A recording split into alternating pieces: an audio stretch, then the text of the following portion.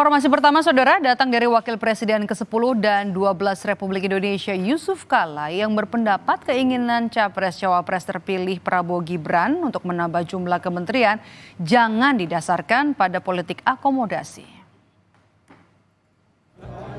JK juga bilang sebelum menambah, pemerintah harus lebih dulu merevisi undang-undang kementerian dan lembaga. Pasalnya dalam undang-undang sudah diatur jumlah kementerian maksimal hanya 34 saja. Menurut JK, penambahan kementerian dan lembaga harus disesuaikan dengan kebutuhan dan program kerja yang akan dijalankan pemerintahan ke depan.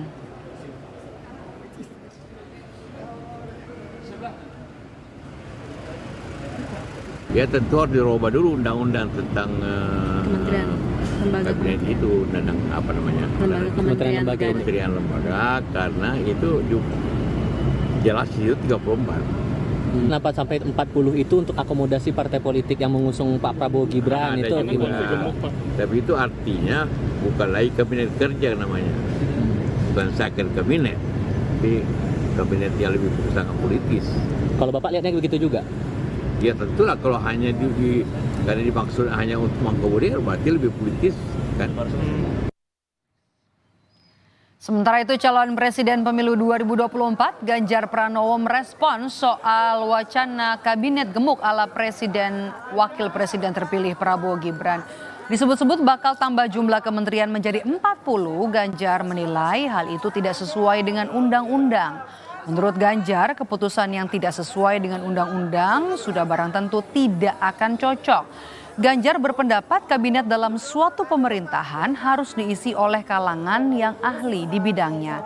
Ganjar juga berpesan agar penyusunan kabinet tidak dijadikan sebagai ajang bagi-bagi jatah bagi kelompok yang sudah memberikan dukungan saat Pilpres 2024 kemarin. Undang itu sudah membatasi jumlahnya. Maka kalau lebih dari itu pasti tidak cocok atau tidak sesuai dengan undang-undang. Maka yang mesti kita ingatkan bahwa dalam politik akomodasi tidak bisa kita melanggar ketentuan. Maka kalau mau mengakomodasi dari kelompok-kelompok yang sudah mendukung tentu tempatnya tidak di situ. Saya kira pasangan terpilih pasti bisa sangat bijaksana untuk bisa menentukan.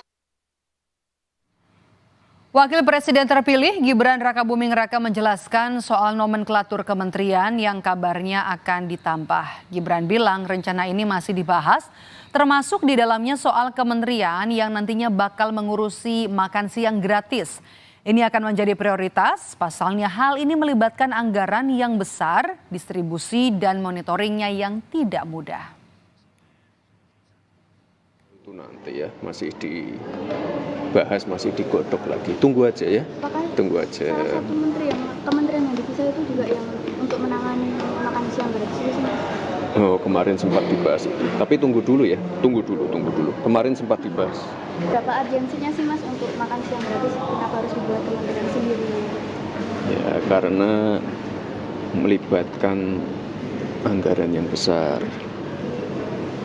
Distribusinya juga tidak mudah, logistiknya tidak mudah, monitoringnya juga tidak mudah. Ini makanya harus ya kita pengen program ini benar-benar bisa berjalan karena kita pengen program ini benar-benar bisa impactful, benar-benar bisa dirasakan oleh anak-anak sekolah.